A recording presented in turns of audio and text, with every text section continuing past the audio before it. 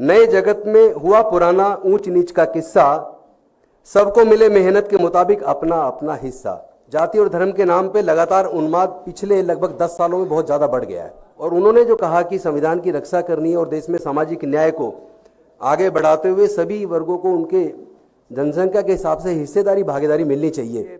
पूरे देश में सामाजिक न्याय की लड़ाई को और मानवता की इस लड़ाई को, इंसानियत की लड़ाई को, जिसमें जाति और धर्म के लिए कोई स्थान ना हो, एनिहिलेशन ऑफ कास्ट जो बाबा साहब ने लिखी थी, मुझे लगता है उसको पूरा करने का समय आ गया है। जब SC ST OBC माइनॉरिटी के मुद्दे पे बात आती है, उनके जो योजनाएं उनकी पहले से चलती है वो सारी बंद है, तो किसी को दर्द क्यों नहीं होता, उस पर सीरियसनेस नज़र क्यों नहीं आती। मैं सबकी आस्था की, सबके धर्म की का सम्मान करता हूँ, मैं कभी किसी का अपमान नहीं करता, लेकिन मैं इतना जरूर कहता हूँ कि हमारे समाज के लोग मंदिर जाते हैं तो उनको अपमानजनक व्यवहार उनके साथ नहीं होना चाहिए, उनका उत्पीड़न नहीं होना चाहिए, उनकी केवल इसलिए हत्या नहीं हो जानी चाहिए कि उन्होंने भगवान की मूर्ति को छू दिया। एक तरफ आप उनको हिंदू मानते हैं, फिर मंदिर में घुसने पर उनकी पिटाई करते हैं, उनकी हत्या तक कर देते हैं। कि दिल्ली की सरकार में मंत्री रहते हुए जय भीम मुख्यमंत्री प्रतिभा विकास योजना जैसी योजना हमने बनाई। लोग सीवर में मर जाया करते हैं, कोई सरकार केयर नहीं कर रही है, लेकिन पहली बार मैकेनाइज तरीके से 200 सीवर मशीनें लाके सीवर में उतरना बैन करके सीवर में होने वाली मौतों को दिल्ली में रोका और एक देश के सामने एग्जाम्पल पेश किया कि जो लोग इंसान के मल में उतरते हैं वो भी इंसान हैं, उनकी जान की कीमत होनी चाहिए। लेकिन अनफॉर्चुनेटली पूरे देश के अंदर हम देख रहे हैं जाति और धर्म के नाम पे लगातार उन्माद पिछले लगभग 10 सालों में बहुत ज़्यादा बढ़ गया है। जगह जगह दंगे हो रहे हैं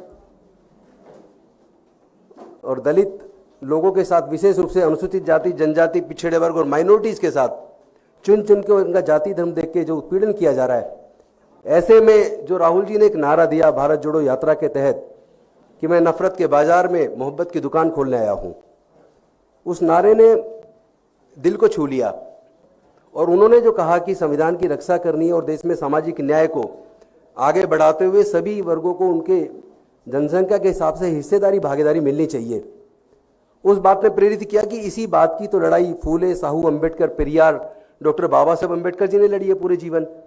और मैं खुद 56 साल का हूँ, लेकिन 43 साल की उम्र, 43 साल टोटल मेरे इस मिशन मूवमेंट में, सामाजिक न्याय के इस आंदोलन में लगे हैं। और मुझे आज याद आ रहा है कि अरविंद केजरीवाल जी जब एक गाना गाया करते थे, और वो गाना आपको सबको याद होगा, इंसान से इंसान का हो भाईचारा, यही पैगाम हमारा। लेकिन उस गाने की एक लाइन है जिसे वो नहीं गाते थे, वो लाइन है, नए जगत में हुआ पुराना ऊंच नीच का किस्सा, सबको मिले मेहनत के मुताबिक अपना अपना हिस्सा। अगर वो हिस्सा नहीं मिलेगा तो कहीं ना कहीं हम धोखा दे रहे हैं।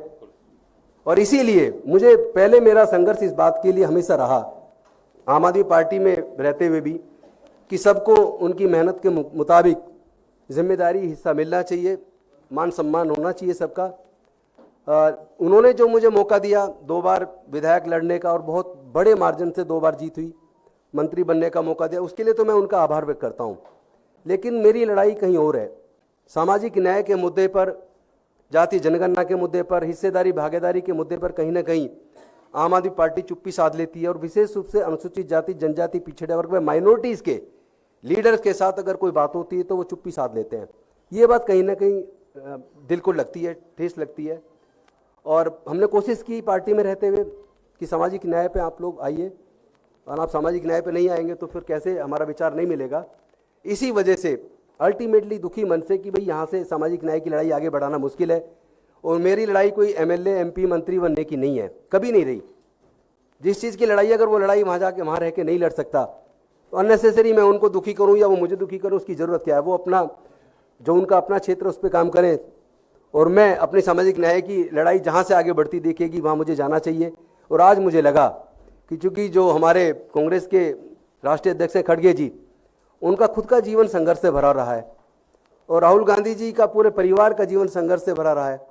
और वो आज अगर सामाजिक न्याय की बात कर रहे हैं, संविधान की रक्षा की बात कर रहे हैं, अगर वो हिस्सेदारी भागीदारी की बात कर रहे हैं कि सभी क्षेत्रों में हिस्सेदारी भागीदारी होनी चाहिए और वो मैं करके रहूँगा। उन्होंने यहाँ तक कहा कि ये मेरा राजनीतिक मिशन नहीं है, मेरे जीवन का मिशन है। इस बात ने कहीं ना कहीं मेरे दिल में जगह की। और मेरे भी जीवन का जो मिशन है वो राजनीति या MP MLA बनना, मंत्री बनना या कोई बड़ा पद लेना, ये कभी नहीं रहा। और ये आम आदमी पार्टी के साथी भी जानते हैं। तो मैं अपने इस सामाजिक न्याय की लड़ाई को आगे बढ़ाने के लिए आज कांग्रेस को ज्वाइन किया और उन्होंने मुझे बड़े सम्मानपूर्वक ज्वाइन कराया। मैं के.सी. वेणुगोपाल जी जो राष्ट्रीय महासचिव हैं उनका भी धन्यवाद करता हूँ, मुख्य प्रवक्ता पवन खेड़ा जी का भी धन्यवाद करता हूँ, राजू जी का भी धन्यवाद करता हूँ, चूँकि SC/ST OBC माइनॉरिटी मोर्चा पूरे देश का देख रहे हैं और SC/ST के मोर्चे को राजेश लिलोटी देख रहे हैं, उनका भी मैं धन्यवाद करता हूँ। दिल्ली के अध्यक्ष देवेंद्र यादव जी, उनका भी धन्यवाद करता हूँ। विशेष धन्यवाद करता हूँ मैं डॉक्टर अनिल जैन जी का, जो मेरे संघर्ष के पुराने साथी हैं।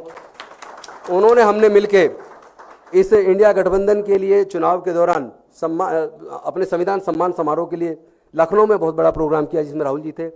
हमने हरियाणा में पंचकुला में प्रोग्राम किया, अभी बनारस में किया। चूँकि वो नॉन पॉलिटिकल प्रोग्राम है, किसी राजनीतिक मंच से नहीं किए, वो सब संविधान के सम्मान में किए हैं और उस लड़ाई को हम आगे जारी रखेंगे। मैं आप सब साथियों का धन्यवाद करता हूँ। भारद्वाज जी भी साथ बैठे हैं, उनका भी मैं धन्यवाद करता हूँ। हम लोग तो कॉलेज के बड़े पुराने साथी हैं। भारद्वाज जी, हम जब ये यूनिवर्सिटी का चुनाव लड़ते, मैं भी LLM का प्रेसिडेंट रहा उस दौरान। राजेश लिलोटे जी मेरे बड़े पुराने साथी हैं। चूँकि 24 सितंबर 2002 को समता सैनिक दल का स्थापना दिवस था और उस दिन हमने, जब leader of opposition Sonia Gandhi ji थी, उनको मुख्य अतिथि के तौर पे बुलाया था। मंच संचालन मैंने खुद किया था।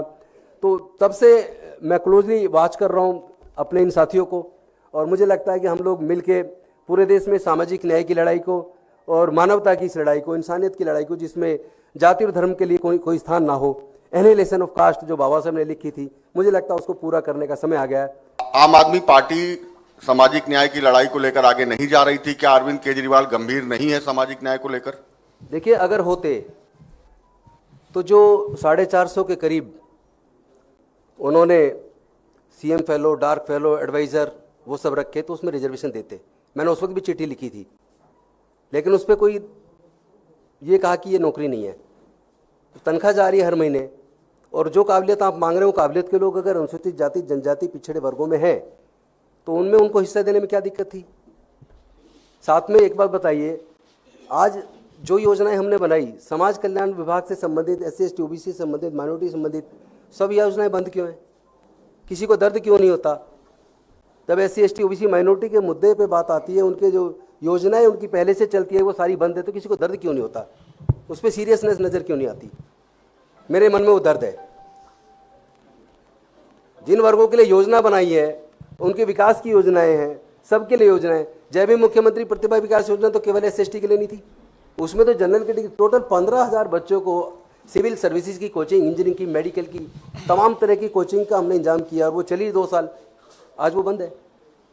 दर्द होता है जब बच्चे आते हैं। हमारे अपने इंजीनियरिंग कॉलेज के अंदर का 2.5 लाख रुपए साल की फीस है, 4 साल की फीस ही फीस केवल 10 लाख रुपया है।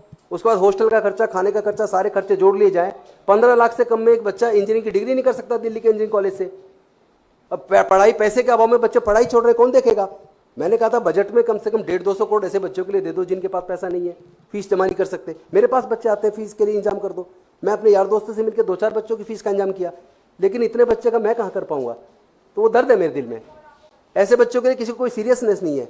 पिछले कुछ बयान थे आपके कि मंदिर पे आपने कहा था, लोगों से अपील की थी नहीं जाना है, भगवान राम को नहीं मानना है, तो क्या पिछले बयानों पे अभी भी कायम है? क्योंकि आप कह रहे हैं कि सबको अपने अपने धर्म के प्रति आस्था रखने की स्वतंत्रता है, आज़ादी है, भारत का संविधान सबको इजाज़त देता है।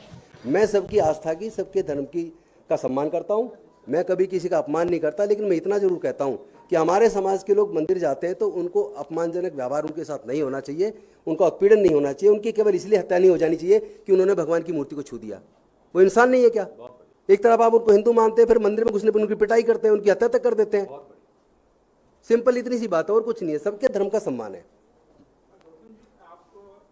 आपके टिकट पे चुन के आए थे, आप अभी कांग्रेस में आए हैं, तो आपके विधायक का पद का रिजाइन करने जा रहे हैं? मैंने रिजाइन भेज दिया है। भेज दिया। आपको बड़ी जल्दी इनके इस्तीफे की? नैतिकता के आधार पे, नैतिकता मुझे ये इजाजत नहीं देती कि जिस पार्टी से मैं चुनाव लड़ा, जीत के आया और मैं अब वहाँ चुनाव पे मैं विधायक बना रहूं, ये नैतिकता मुझे इजाजत नहीं देती। नेशनल दस्तक की आपसे गुजारिश है कि अगर इसको बचाना चाहते हैं तो नेशनल दस्तक को सब्सक्राइब करने के लिए रेड कलर के सब्सक्राइब बटन को दबाएं, फिर बेल आइकन की घंटी दबाएं। नेशनल दस्तक को बचाने के लिए बहुत जरूरी है कि हर खबर को शेयर करें, लाइक करें, कमेंट जरूर करें।